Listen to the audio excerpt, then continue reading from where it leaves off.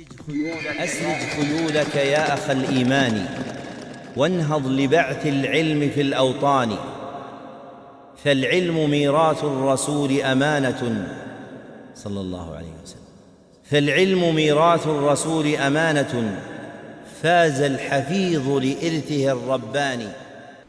الجامع الصحیح المسند، مسند احادیث، مرفوع احادیث، اور چوتھی بات المختصر کہ تمام صحیح احادیث وہ میں نے اس میں جمع نہیں کی، بلکہ اختصار کو ملحوظ رکھا ہے۔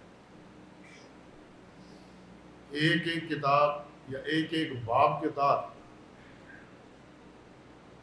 متعدد اسانید سے روایت ہوتی ہے، اور ان تمام روایات کو ایک باب میں جمع نہیں کیا۔ ہر باب کی ایک یا دو یا زیادہ سے زیادہ 3 روایتیں ذکر کی، اور باقی جو اسی موضوع سے صحیح احادیث تھی ان کو انہوں نے نظر انداز کر دیا تاکہ کتاب زیادہ وسیع نہ ہو، پھیل نہ جائے، مختصر رہے۔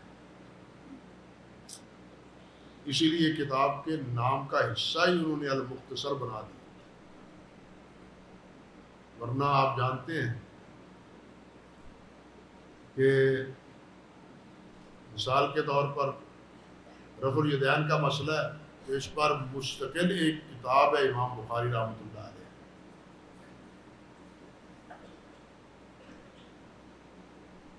فاتحہ کا مسئلہ ہے تو اس پر بھی مستقل کتاب ہے امام بخاری رحمۃ اللہ علیہ۔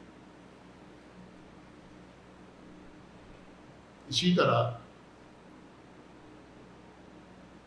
اللہ سبحانہ و تعالیٰ کی صفت تخلیق کا تذکرہ ہے تو اس پر بھی ایک مستقل کتاب ہے امام صاحب رحمۃ اللہ علیہ، خلق و افعال اللہ کے بعد، کہ ہر چیز کا خالق اللہ سبحانہ و تعالیٰ ہے۔ جس پر شے کا اطلاق ہوتا ہے، انسان ہی نہیں، حیوان ہی نہیں، جن ہی نہیں، فرشتے ہی نہیں، جن کو آپ دیکھتے ہیں یا جس کو نہیں دیکھتے، حتیٰ کہ جو آپ عمل کرتے ہیں ان کا خالق بھی اللہ ہے۔ اگر اللہ طاقت نہ دے ہم کوئی عمل نہیں کر سکتے، اللہ کی دی ہوئی توفیق سے ہی کوئی کام کر سکتے ہیں۔ اللہ کی توفیق کے بغیر سچی بات تو یہ ہے کہ ہم لقمہ بھی اپنے گلے سے نیچے نہیں اتار سکتے، پانی کا گھونٹ بھی پی نہیں سکتے، آنکھ بھی نہیں جھمک سکتے۔ یہ اللہ ذوالجلال والاکرام کی دی ہوئی توفیق سے یہ سب ہم کام کرتے ہیں، اور ہمارے یہ سارے کام یہ اللہ کی مخلوق ہے۔ اللہ نے ہمیں یہ قوت دی، اس لیے جو بھی چیز ہے وہ اللہ کی مخلوق ہے۔ امام بخاری نے یہاں اللہ کی یہ صفت تخلیق کا تذکرہ کیا ہے کتاب و توحید، لیکن یہ مستقل کتاب بات آئی ہے تو ایک اشارہ تر بات کر دو، کبھی فائدہ دے گا طالب علم، دے گی یہ بات طالب علموں کو۔ امام بخاری رحمۃ اللہ علیہ نے جزء رفع الیدین جو کتاب لکھی ہے، اللہ اکبر کبیرہ، اس کی جو پہلی روایت ہے وہ حضرت علی رضی اللہ تعالی عنہ سے، اور حضرت علی سے روایت کرنے والے بھی اہل کوفہ ہیں۔ اب دیکھیے کہ یہ کیوں کیا امام بخاری نے۔ حضرت عبداللہ بن عمر کی روایت جو بخاری میں آئی ہے وہ کیوں نہیں لائے پہلے؟ صحیح بخاری میں تو حضرت عبداللہ بن عمر کی روایت ہے، وہ کیوں نہیں لائے؟ حضرت علی کی روایت کیوں لائے ہیں جزء رفع الیدین سب سے پہلے؟ اور لائے بھی اس سند سے ہیں جس سند کے راوی کوفی، اہل کوفہ کے، ان کا کوئی کام یا کوئی اس قسم کی بات حکمت سے، دانائی سے اور علم سے خالی نہیں۔ اس کا سبب یہ ہے کہ کوفے میں ترک رفع الیدین کا رواج، ترک رفع الیدین کا رواج۔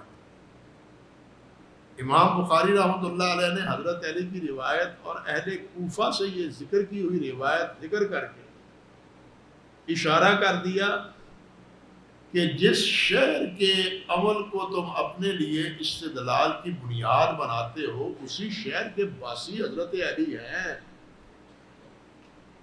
اور اسی شہر کے علی سے روایت کرنے والے بھی اسی شہر کے ہیں، ان کی کیوں نہیں مانتے؟ تم کہتے ہو جناب ابراہیم نقی نہیں کرتے تھے، حماد بن ابی سلیمان نہیں کرتے تھے، کوفے کے رہنے والے تھے، تو حضرت علی بھی تو تھے نا، ان کی کیوں نہیں ہم پیروی کرتے؟ تو اس پس منظر میں امام صاحب رحمۃ اللہ علیہ نے حضرت علی رضی اللہ تعالیٰ عنہ کی روایت سے اس کتاب کی ابتدا کی۔ وہ جس طرح ہمارے علماء بیان کرتے ہیں نا کہ صحیح بخاری کی کتاب وہی سے شروع کی ہے، لیکن روایت لائے ہیں انما الاعمال بالنیات کیوں لائے ہیں، اس کا بھی ایک پورا سبب ہے، اور آخر میں یہ حدیث لائے ہیں اور یہ باب لائے ہیں، تو اس کا بھی ایک سبب ہے، اس کی بھی ایک حکمت ہے۔ گویا امام بخاری رحمۃ اللہ علیہ کا کوئی کام جو ہے نا وہ بھی علم اور حکمت سے خالی نہیں۔ جو ابواب باندھتے ہیں وہ ایسے نہیں باندھتے، بلکہ یہ ایک ایسی حقیقت ہے کہ علامہ انور شاہ کشمیری رحمۃ اللہ علیہ نے العرف الشذین میں بھی اور فیض القدیر میں، فیض الباری میں، دونوں کتابوں میں یہ بات کہی ہے کہ امام بخاری رحمۃ اللہ علیہ ابواب کی ترتیب اور ابواب کے تعیین میں بانی مبانی بھی وہی ہیں اور اس کے مختتم بھی وہی ہیں، اس کو آپ اپنے بام عروج تک پہنچانے والے بھی وہی ہیں، کہ جو تفہیم، جو ترتیب اور جو ابواب صحیح بخاری کی ہے وہ دوسری مبوب کتابوں میں نہیں ہے، دوسری مبوب کتابوں میں نہیں ہے۔ آپ موطا دیکھ لیں، مصنف ابن ابی شیبہ دیکھ لیں، مصنف عبد الرزاق دیکھ لیں، کوئی ترتیب نہیں۔ وضو کے مسائل میں بھی ترتیب نہیں ہے، نماز کے مسائل میں بھی ترتیب نہیں، لیکن صحیح بخاری میں ایک ترتیب ہے، اور ایسی ترتیب ہے کہ اس ترتیب پر علامہ بلقینی رحمۃ اللہ علیہ نے مستقل ایک رسالہ لکھا ہے۔ جس طرح ہمارے مشائخ علماء قرآن مجید کا درک رکھنے والے اور شغل رکھنے والے مفسرین، تفسیر سے جن کا ذوق، وہ بیات بتلاتے ہیں سورۃ فاتحہ تمام قرآن مجید کا خلاصہ ہے۔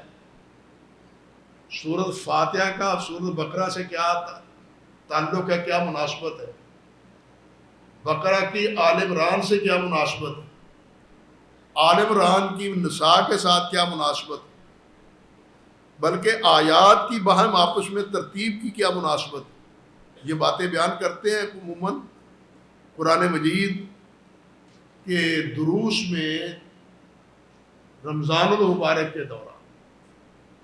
بالکل اسی طرح علامہ بلقینی رحمۃ اللہ علیہ نے بدر الوائی سے لے کے کتاب التوحید تک ابواب اور کتب، ان کے درمیان جو ترتیب ہے اس کے بارے میں پوری مستقل ایک کتاب لکھی ہے، جس کا خلاصہ حافظ ابن حجر رحمۃ اللہ علیہ نے فتح الباری کی آخری جلد اور مقدمے میں دے دیا ہے۔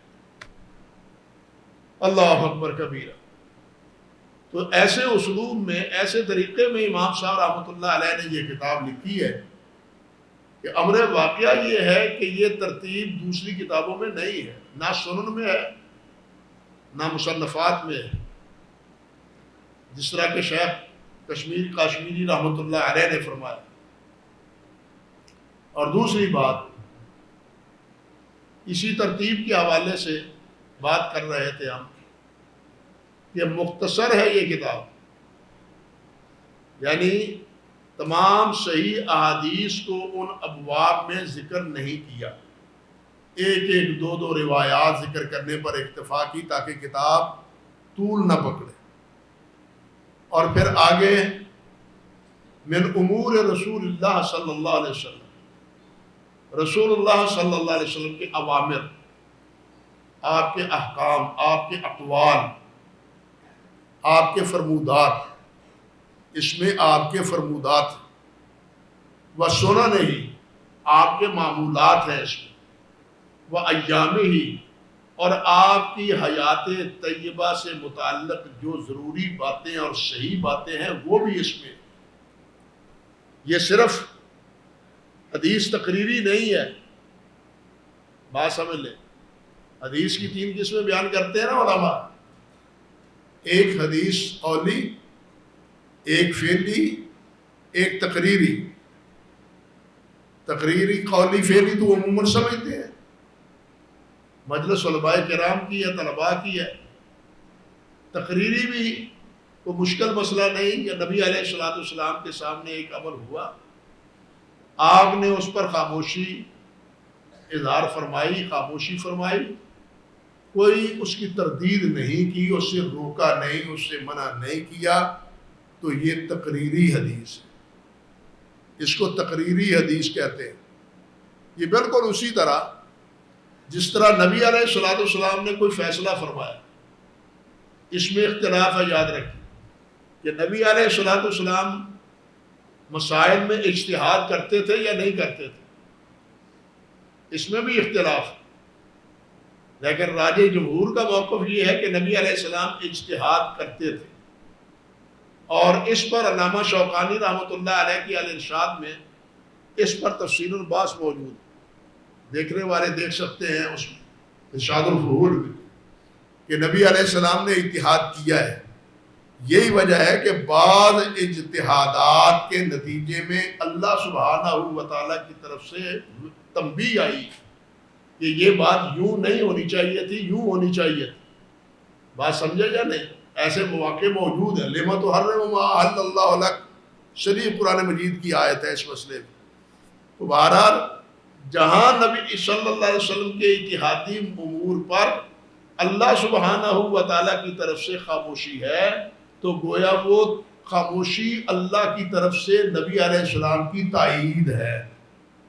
بات سمجھے؟ وہ من جانب اللہ ہی ہوئی۔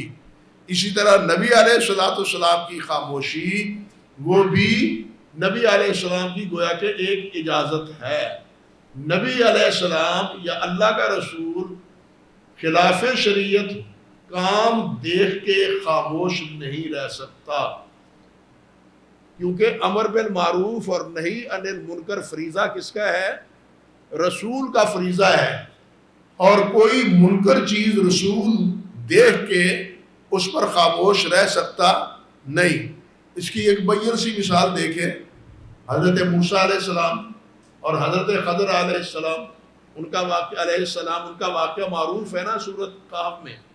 باوجود عہد و پیمان کے، وعدہ کرنے کے کہ میں آپ سے کوئی سوال نہیں کروں گا، لیکن جو ہی دیکھا کہ جناب وہ کشتی کا تختہ توڑ دیا، تو موسیٰ علیہ السلام خاموش نہ رہ سکے کہ یہ مالی نقصان کیا تو آپ نے، یہ ان کا مالی نقصان کر دیا۔ بچے کو تھپڑ مارا، وہ بیچارہ مر گیا، اس معصوم کو مارا کیوں؟ بھائی کسی کا مر جانا یہ منکر ہی ہے نا، تو اس پر موسیٰ علیہ السلام باوجود وعدے کے، باوجود اقرار کے، موسیٰ علیہ السلام خاموش نہیں رہے۔ تو یہ چیز بتلاتی ہے کہ نبی منکر کو دیکھ کے خاموش نہیں رہتا۔ اگر غلط کام ہو تو نبی علیہ السلام اس کی تردید کر لیتے ہیں۔ کتنے مواقع ہیں جہاں نبی علیہ السلام ما بال اقوام، نبی علیہ السلام نے کتنے موقع پر فرمایا، یہ بات جملہ فرمایا، لوگوں کو کیا ہو گیا کہ ایسا کرتے ہیں، ایسا کرتے ہیں، ایسی شرطیں لگاتے ہیں جو کتاب اللہ میں نہیں ہے، جو اللہ کے فرمان میں نہیں ہیں. یعنی نبی علیہ الصلوۃ والسلام کی اس قسم کے انکارات ان ایسے افعال پر موجود ہے، لیکن جہاں یہ انکار نہیں ہے تو گویا یہ تصدیق ہے اس عمل کی جو نبی علیہ السلام کے سامنے ہوا ہے اور آپ نے اس کا انکار نہیں کیا. میں سیدھی سی مثال دیتا ہوں، یاد ہوگا آپ کو، صبح کی نماز کے بعد آپ 2 رکعتیں سنتیں رہ جائیں تو پڑھنے کے جواز کے قائل ہیں یا نہیں ہیں؟ کیوں قائل ہیں؟ حالانکہ نبی علیہ السلام نے کیا فرمایا ہے کہ صبح کی نماز کے بعد نماز نہیں ہے، اسی طرح عصر کی نماز کے بعد نماز نہیں ہے، لیکن صبح کی نماز کے بعد 2 سنتوں کے آپ کیوں قائل ہیں؟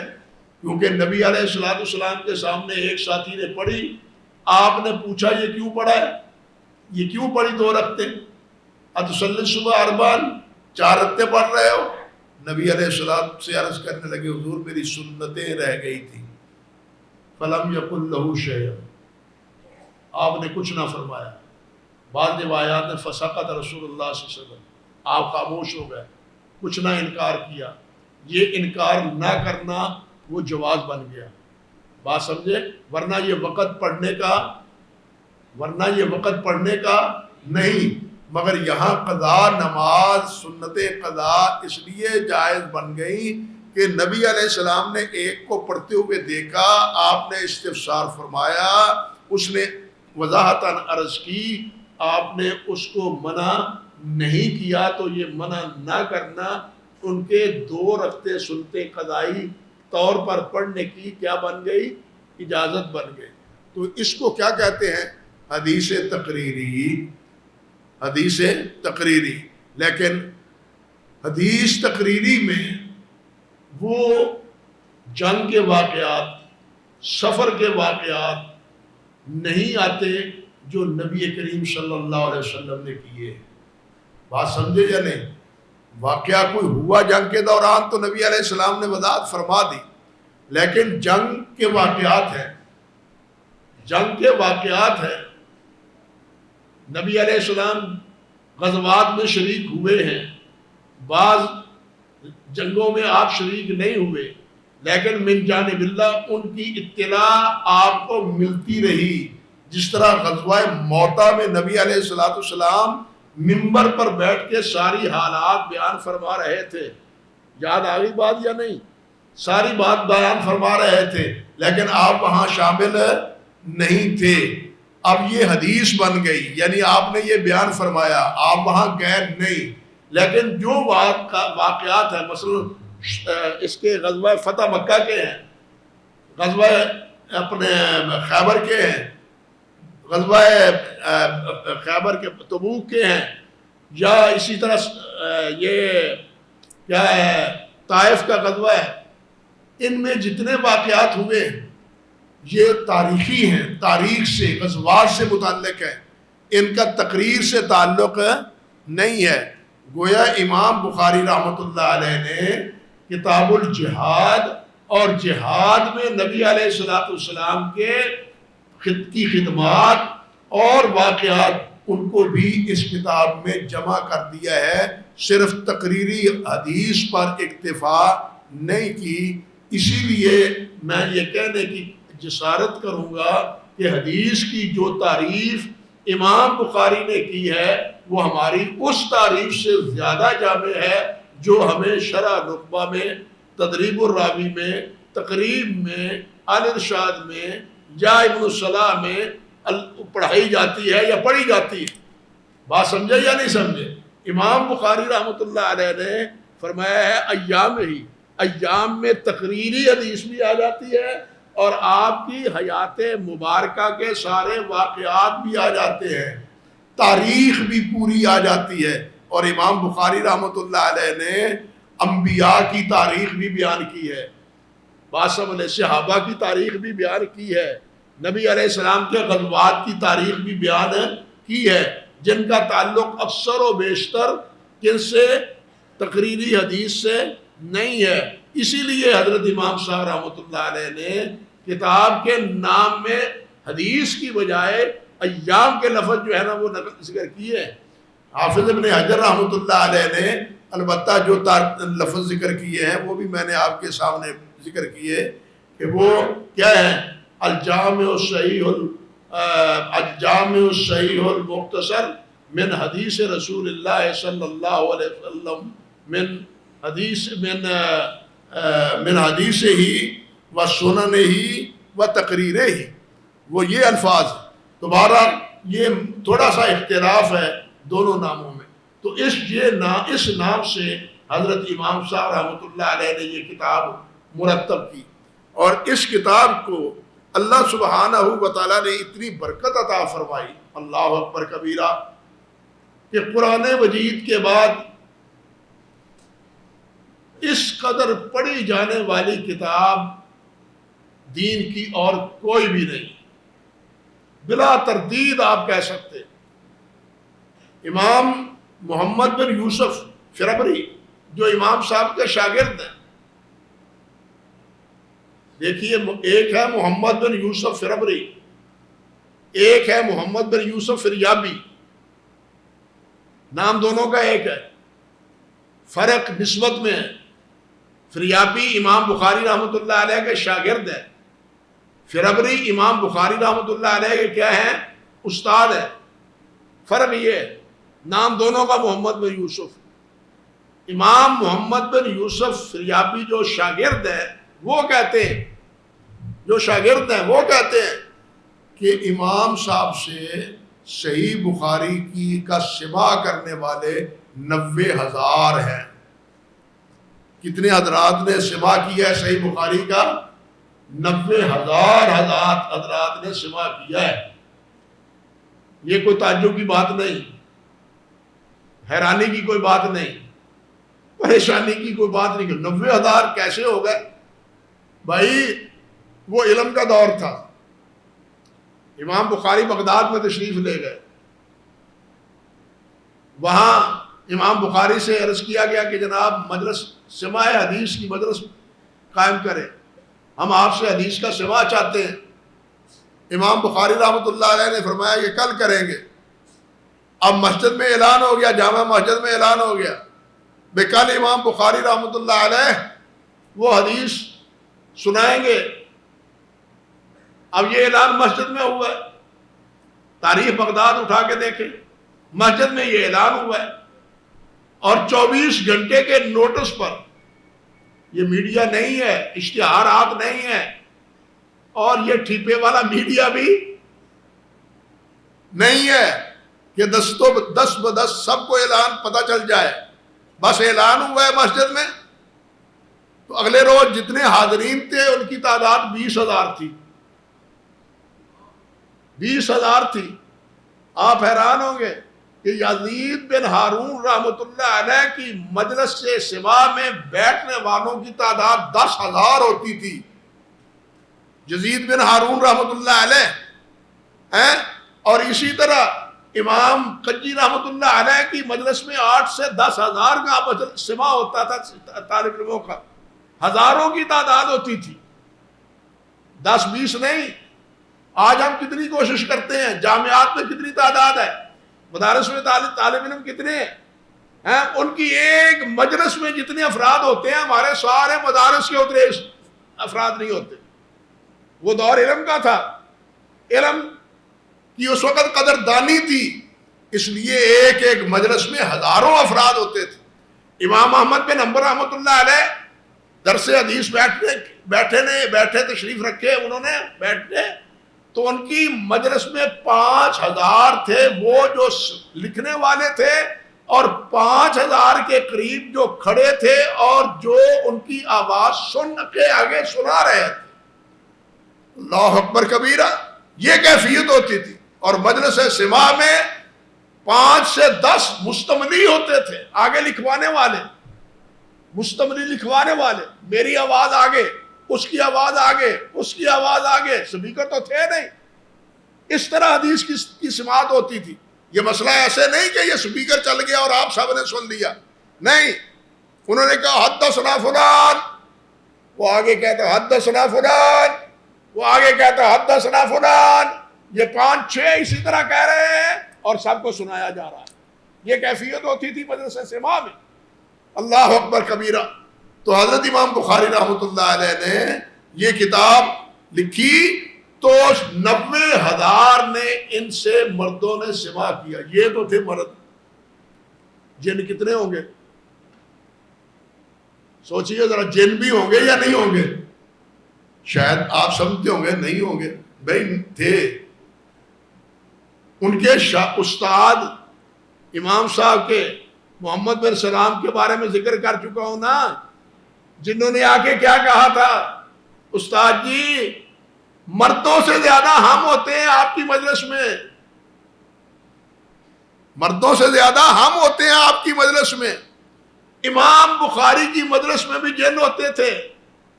دلیل کیا ہے؟ البدر الطالع میں لکھا ہے حافظ علامہ شوقانی نے کہ عبد الغنی مقدسی رحمۃ اللہ علیہ, عبد الغنی نابلسی رحمۃ اللہ علیہ, جبال دمشق میں جن ملا.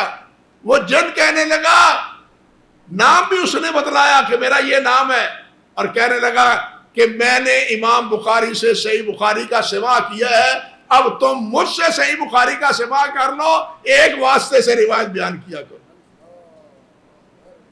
سمجھے بات؟ تو کیسے آپ مان لیں کہ جناب جن نہیں ہوتے تھے؟ یہ تو 90,000 انسان ہوتے تھے. جنوں کی تعداد اللہ ہی بہتر جانتا ہے کتنی ہوگی. یہ بات تو ہمارے سامنے لکھی پڑی سامنے آ گئی نا. اس جن نے نابلسی کو کہا رحمۃ اللہ علیہ کو, البدر الطالع میں لکھا ہے شوقانی رحمۃ اللہ علیہ نے. یہ سنی سنائی باتیں نہیں ہیں, پڑھی پڑھائی باتیں اللہ کے فضل و کرم سے. تو خیر بہرحال عرض کرنے کا مطلب یہ تھا کہ مردی نہیں, اس کتاب کو سننے والے جن بھی تھے. اس لیے کہتا ہوں جتنی پذیرائی اللہ نے اس کتاب کو دی ہے کسی اور کو نہیں دی. دوسری بات کہ امام بخاری رحمۃ اللہ علیہ کی اس کتاب کو پڑھنے والے, اس کتاب کو پڑھنے والے, ان کی تعداد میں دیکھیے جتنا اس کتاب کو پڑھا گیا ہے. دنیا میں کسی کتاب کو قرآن مجید کے بعد نہیں پڑھا گیا, کسی کتاب کو نہیں پڑھا گیا. قرآن مجید سب سے زیادہ پڑھا جاتا ہے. وہ تو ہے ہی قرآن, جس کا مادہ ہی کارا ہے وہ تو پڑھا ہی جائے گا. لیکن بخاری شریف بھی پڑھی جاتی ہے. امام ابن عطیہ رحمۃ اللہ علیہ, ان کے بارے میں ہے کہ انہوں نے صحیح بخاری کو 700 مرتبہ پڑھا تھا. بخاری شریف پڑھنے والوں, ہم تو سند لینے کے بعد دوبارہ بخاری کو کھول کے بھی نہیں دیکھتے. یہ حقیقت ہے یا نہیں؟ ہم تو بخاری کھول کے بھی نہیں دیکھتے. وہ بے خبر نہیں تھے, بہت بڑے مفسر, بہت بڑے علامہ اور عالم تھے. 700 مرتبہ پڑھی ہے صحیح بخاری شریف. امام ابن عطیہ رحمۃ اللہ علیہ نے, امام اصیلی کے بارے میں ہے کہ انہوں نے 280 مرتبہ پڑھی ہے. امام فیروز آبادی, یہ امام یعقوب فیروز آبادی, قاموس کی شرح قاموس لکھنے والے, لغت کے امام ہیں. اللہ اکبر, 50 مرتبہ انہوں نے صحیح بخاری پڑھی ہے. 50 مرتبہ. اسی طرح امام حلبی رحمۃ اللہ علیہ بہت بڑے محدث ہیں, بہت سی کتابوں کے مصنف ہیں. 60 مرتبہ انہوں نے صحیح بخاری پڑھی ہے. بتلائیے کوئی اور مثال موجود ہے ایسی؟ کسی اور کتاب کے بارے میں اس قسم کی حکایات موجود ہے؟ بالکل نہیں. یہ صحیح بخاری ہے, اور صحیح بخاری سے سما اس طرح اور اس کی قرات, اس کا یہ اہتمام ابتدا سے لے کے آج تک اسی طرح چلا آ رہا ہے. بلکہ یہ اکوڑا کھڑک میں مدرسہ ہے, مولانا عبدالحق رحمۃ اللہ علیہ کا, اکوڑا کھڑک میں مدرسہ مشہور ہے, شیخ صاحب جانتے ہیں, جامعہ حقانیہ. اللہ اکبر کبیرہ. بھائی ان کا پرچہ نکلتا ہے الحق, اس میں ایک دفعہ چھپا جب یہ اپنے افغانستان میں لڑائی ہو رہی تھی نا روس کے ساتھ, جندوں روس کے ساتھ, اس وقت صحیح بخاری کا سبق شروع کرنے سے پہلے کیا ہوتا تھا؟ طالب علموں کی صحیح بخاری پڑھنے والوں کی تعداد 1100 تھی، 1000 سے زیادہ 1100۔ استاد جی کہتے کہ ہر طالب علم ایک ایک صفحہ پڑھے، ایک ایک صفحہ پڑھے، بخاری شریف ختم ہو جائے سب دعا کرو کہ اس جنگ سے جان چھوٹ جائے، کیونکہ بخاری شریف کے ختم پر اللہ دعا قبول فرماتا ہے۔ یہ سب علماء نے لکھا ہے۔ روزانہ بخاری ختم ہوتی ہے، بخاری پڑھی بھی جاتی ہے، باقاعدہ پڑھائی بھی جاتی ہے سبقن، لیکن روزانہ پہلے ختم ہوتا ہے کیا جاتا ہے صحیح بخاری۔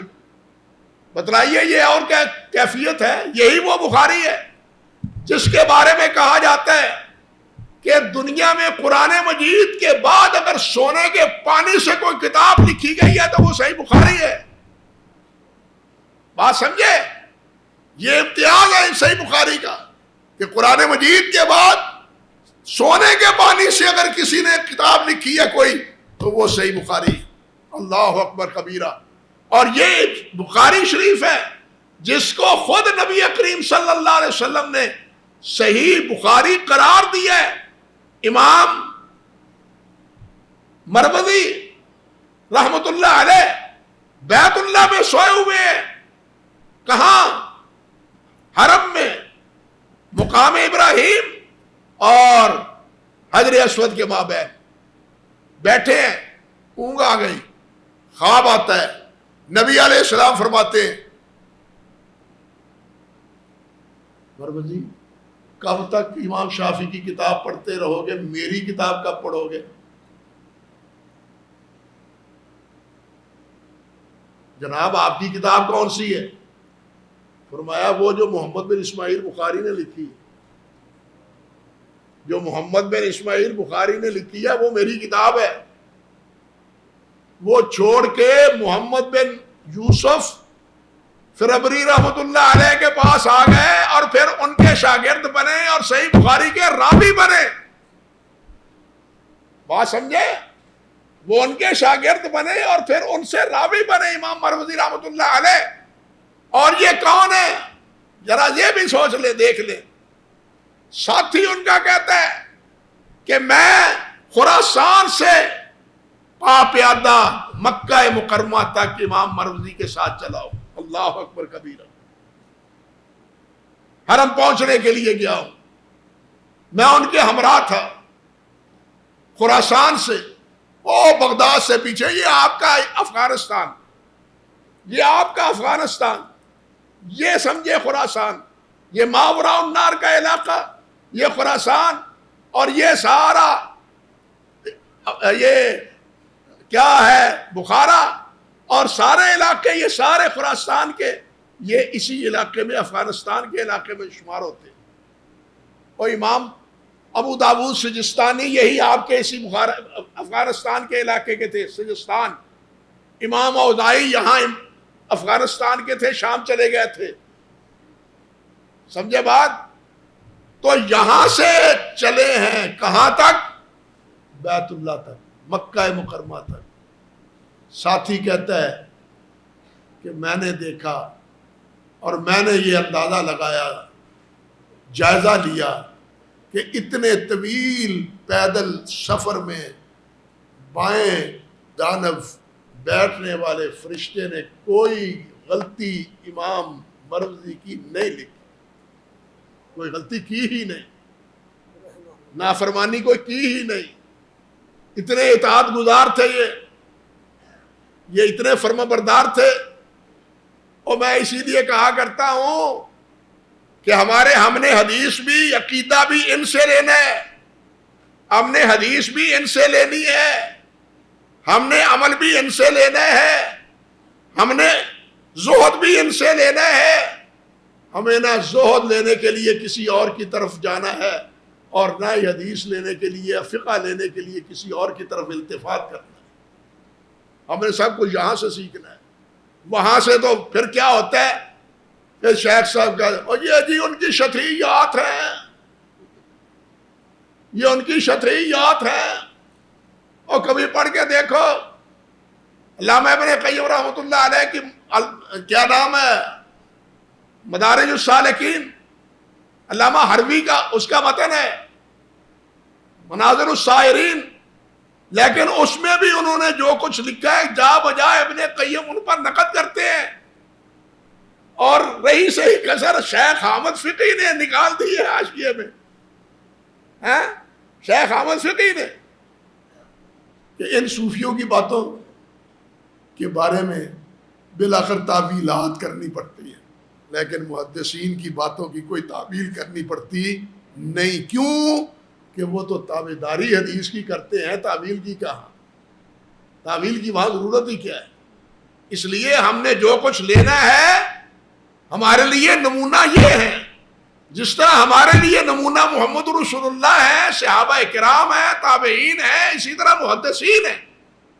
ہم نے یہ نہیں کہ جناب عقیدہ لینا ہے کسی اور سے، فقہ لینی ہے کسی اور سے، اور زہد لینا ہے کسی اور سے۔ کیا تفصیل عرض کروں؟ نہ امام تو ایک ہے نا ہمارا، لیکن زہد کا امام اور بن گیا، فقہ کا امام اور بن گیا، حدیث کا امام اور بن گیا۔ ہم عقیدے میں کیا ہیں جناب؟ اشعری ہیں، ماتریدی ہیں، اور فقہ میں آپ حنفی ہیں، شافعی ہیں، مالکی ہیں۔ اللہ کے بندو، یہ کیا ترتیب ہے؟ یہ کیا تقسیم ہے؟ وَاعْتَصِمُوا بِحَبْلِ اللَّهِ جَمِيعًا، اللہ نے فرمایا ہے یہ حبل اللہ کیا ہے؟ کتاب و سنت ہے، اور یہی کتاب و سنت پر نبی علیہ السلام نے صحابہ کرام کو جمع کیا تھا۔ اسی پر ساری امت جمع ہو سکتی ہے، ورنہ کسی ایک پر کوئی جمع نہیں ہو سکتا۔ ہر ایک کھینچتا ہے اپنے اپنے پیر کی طرف، اپنے اپنے امام کی طرف۔ آج محمد رسول اللہ کی طرف کھینچنے والے سوائے حدیث کی اور کوئی نہیں۔ میں کیا عرض کروں؟ وہ ہیں جو کہتے ہیں کہ مشرق میں برسنے والے، مغرب میں برسنے والے، شام میں برسنے والے اور جنوب میں بسنے والے سارے حنفی ہو جائے۔ دوسرا کہتا ہے، معمولی آدمی نہیں کہتا، امام الحرمین کہتا ہے، امام الحرمین یاجب علی کافۃ الخلق، پوری مخلوق پر واجب ہے کہ وہ شافعی بن جائیں، وہ مشرق کے رہنے والے ہوں، مغرب میں رہنے والے ہوں، شمال میں رہنے والے ہوں، جنوب میں رہنے والے ہوں۔ اور محمدی بننے کی دعوت کون دینے والا ہے؟ وہ یہ فقیر ہے، وہ یہ فقیر ہے۔ الحمدللہ ہم کہتے ہیں اللہ کے رسول کے بنو، آپ نے دیکھا ہوگا علیحدہ علیحدہ ٹوپیاں، علیحدہ علیحدہ جناب پگڑیاں، علیحدہ علیحدہ رنگ۔ کیوں؟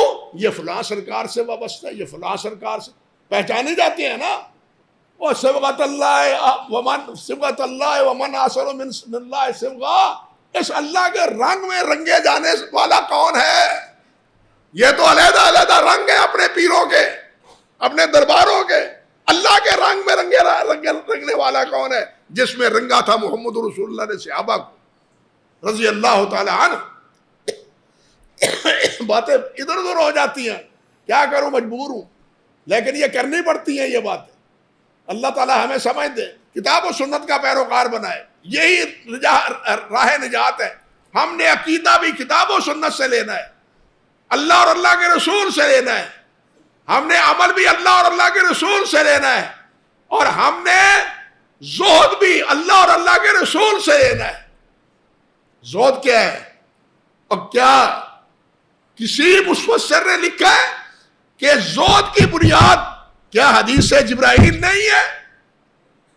کسی شاعر نے لکھا ہے کہ نہیں؟ سب لکھتے ہیں زہد کی بنیاد حضرت جبرائیل، حدیث جبرائیل ہے۔ جس کو تصوف کہتے ہو یا جس کو زہد کہتے ہو، اس کی ابتدا کیا ہے؟ اس کی ابتدا انما الاعمال بالنیات ہے، اور اس کی انتہا کیا ہے؟ اعبد اللہ کأنک تراہ فإن لم تکن تراہ فإنہ یراک۔ یہ انتہا ہے اس کی، یہ ہے زہد، یہ ہے تصوف۔ آپ اس کا نام جو بھی کہہ دیں، لیکن اصل زہد ہے، یہ مرتبہ احسان ہے، یہی مرتبہ احسان ہے۔ اللہ ہمیں اسی مرتبے پر منسلک رکھے اور نبی علیہ الصلوۃ والسلام کا تابعدار بنائے۔ آپ کا فرما بردار بنائے.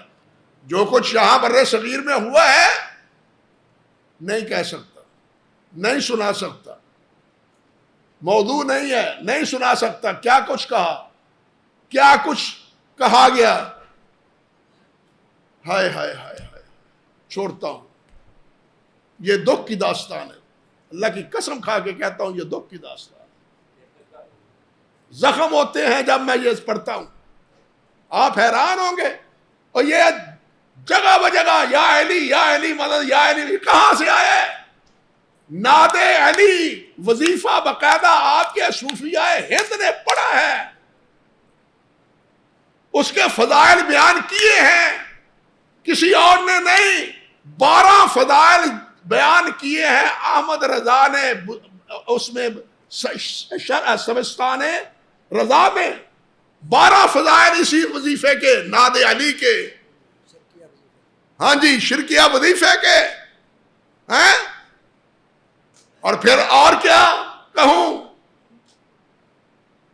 ایک حضرت صاحب خاتمۃ المحدثین, عقیدہ صحیح ہو تو پھر پڑھ سکتا ہے,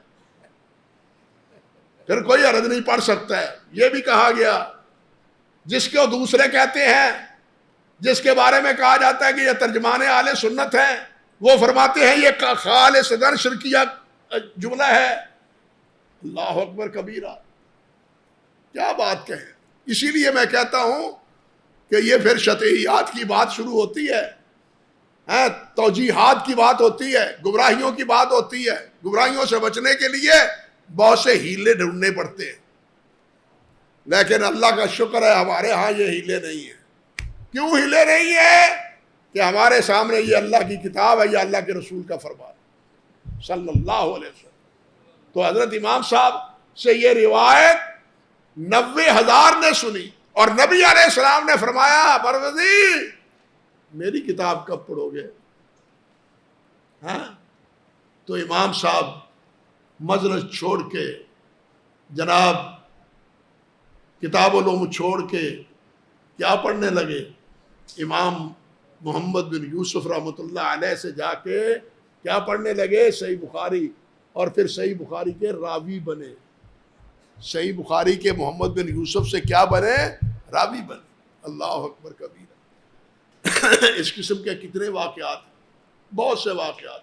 علامہ ابن علان شیخ صاحب, علامہ ابن علان محمد بن علان, یہ 10ویں صدی 1012 میں یا کب فوت ہوئے. خلاصۃ العصر میں ان کا ترجمہ ہے. خلاصۃ العصر میں لکھا ہے کہ یہ اپنے علم و فضل کے اعتبار سے علامہ سیوطی تھے. ہاں جی, علم و فضل کے اعتبار سے علامہ سیوطی تھے. یہ انہوں نے صحیح بخاری بیت اللہ کے اندر ختم کی ہے. وہ کچھ سمجھے؟ یہ کتاب پڑھی ہے, کہاں پڑھی ہے, لکھی کہاں گئی؟ حرم میں. ابن علان نے پڑھی کہاں؟ فی جوف الکعبہ. لفظ ہے فی جوف الکعبہ, کعبے کے اندر بیٹھ. دنیا میں اور کوئی کتاب ہے کہ جو ایسے پڑھی گئی ہو؟ بلکہ اس سے آگے بھی بات سنیے. خود ابن علان کہتے ہیں کہ میرے پاس میرا ایک ساتھی دوست صاحب علم و عمل, وہ آیا, وہ کہنے لگا آج مجھے عجیب خواب آیا. کیا خواب آیا ہے؟ خواب یہ آیا کہ نبی علیہ السلام اپنی اونٹنی پر تشریف لائے, حجون ہے نا مکہ میں, حجون کی طرف آ رہے ہیں اور بیت اللہ کی طرف بڑھ رہے ہیں. ہاں جرول, آج کل جرول کہتے ہیں حجون کی جگہ پر. اللہ اکبر. ایسے نام تو لکھا ہوا ہے ابھی بھی حجون, وہ جو ہے نا سرنگ اس کے اوپر. کیوں جی؟ ابھی بھی لکھا ہوا ہے. اللہ اکبر. تو نبی علیہ السلام سے وہ پوچھتے ہیں حضرت لوگ تو آپ کی زیارت کے لیے جاتے ہیں, آپ کے دیدار کی طلب کرتے ہیں, آپ یہاں کہاں تشریف لائے؟ خیر ہے. فرمانے لگے آپ کو معلوم نہیں, آج سے ابن علان نے صحیح بخاری کا ختم کرنا ہے, میں وہ ختم سننے کے لیے آیا. اللہ، اسی لیے میں نے کہا کہ اس کے امتیازات تو اتنے ہیں کہ جو ایک مجلس میں مشکل ہی بیان ہو سکتے. یہ بزرگ کو ممکن ہے سوال کرے. جی کیا ارشاد ہے جناب؟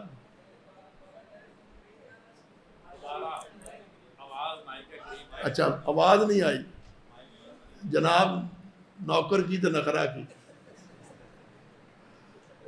میں کہہ رہا ہوں ابن علان رحمۃ اللہ علیہ عرض کر رہا ہوں کہ انہوں نے صحیح بخاری کی قرات فی جوف الکعبہ، کعبہ کے اندر کی ہے، اور وہ خود فرماتے ہیں کہ مجھے ایک صالح آدمی نے بتلایا کہ مجھے خواب میں نبی علیہ الصلوۃ والسلام کی زیارت ہوئی.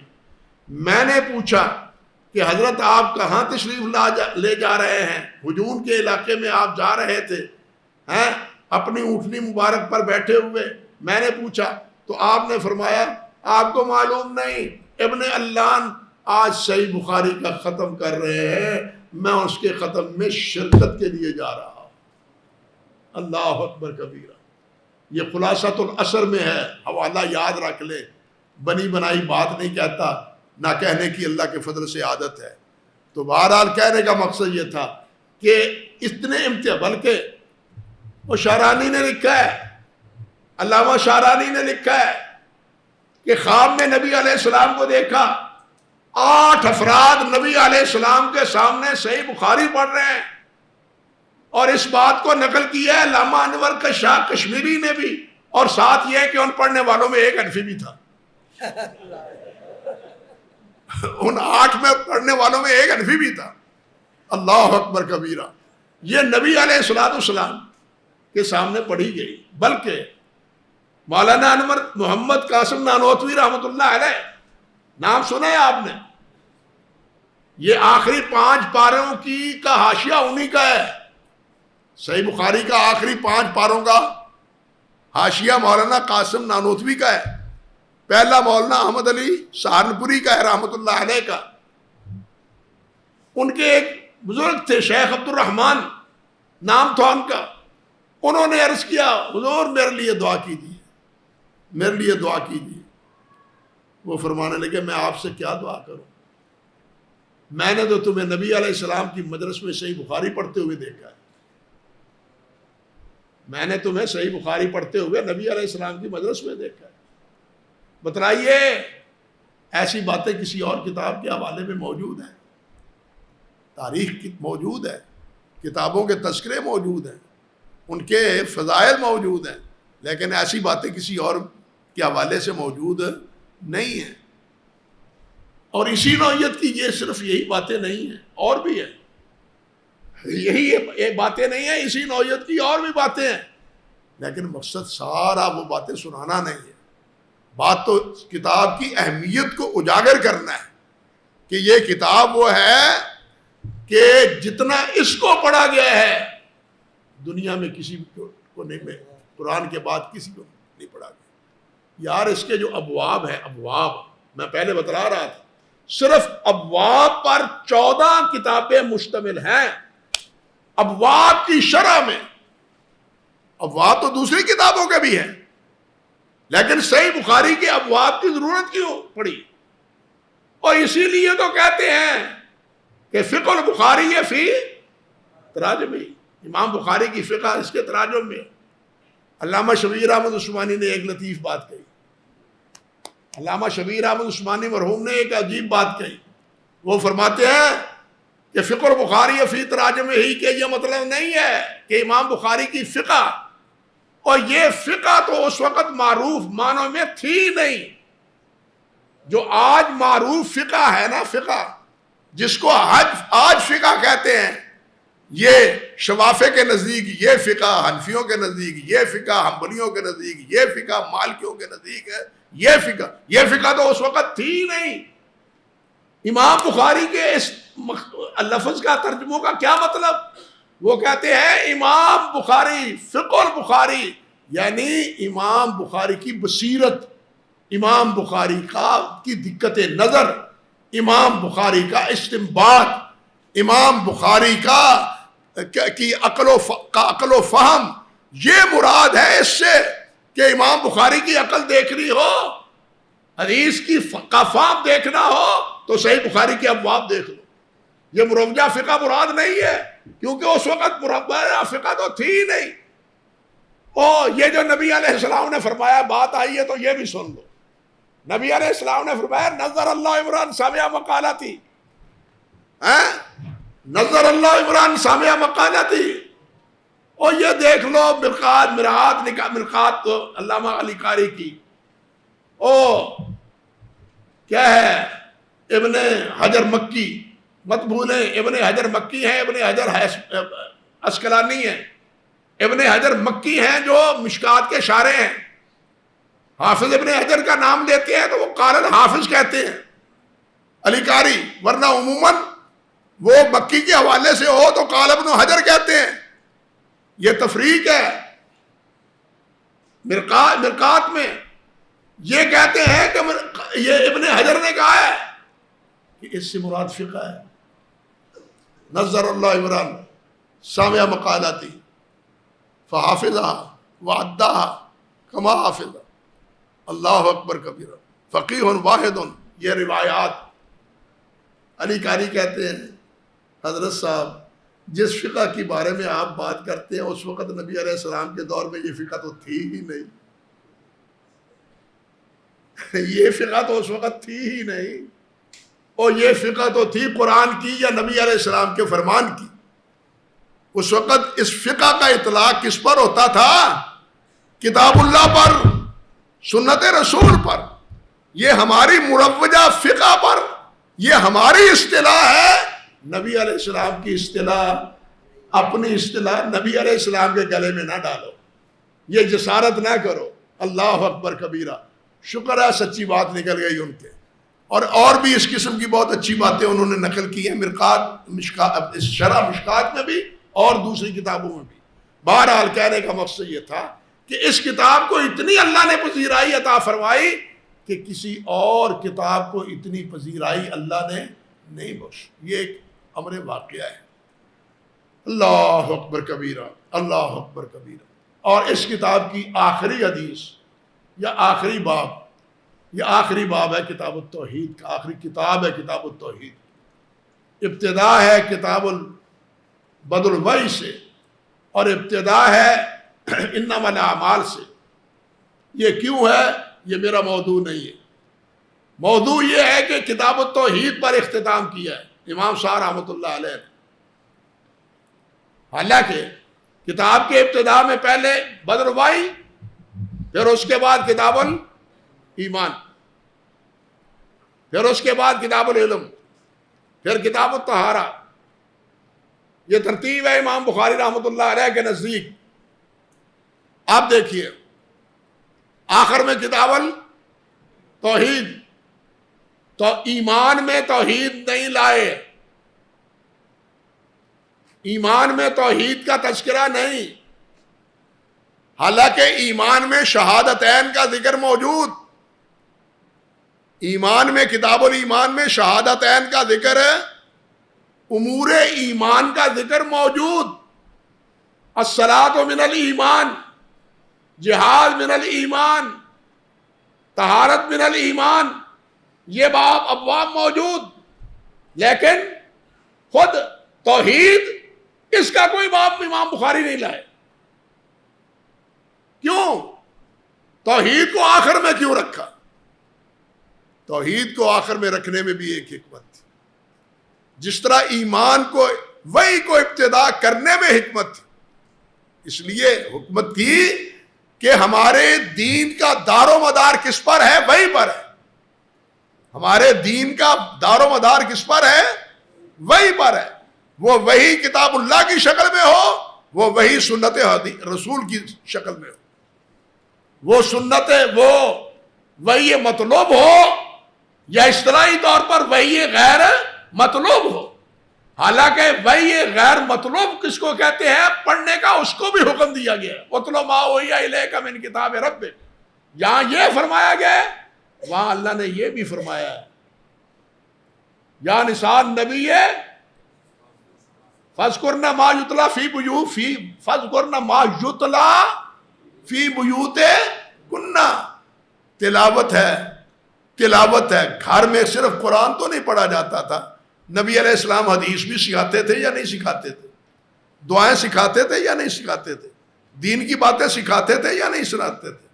تلاوت کا لفظ اس پر بھی ہوا ہے، لیکن اصطلاحی اعتبار سے یا عمومی اعتبار سے تلاوت کا اطلاق قرآن مجید پر ہوتا ہے، اگرچہ تلاوت کا اطلاق حدیث پر بھی ہوا ہے. یہ بالکل اسی طرح ہے کہ جس طرح حدیث کا اطلاق کلام رب پر بھی ہوا ہے، حدیث کا اطلاق انسان کے کلام پر بھی ہوا ہے، حدیث کا اطلاق رسول اللہ کے فرمان پر بھی ہوا ہے. بات سمجھ گئے یا نہیں؟ ایک لفظ کا اطلاق مختلف معانی میں ہوتا ہے.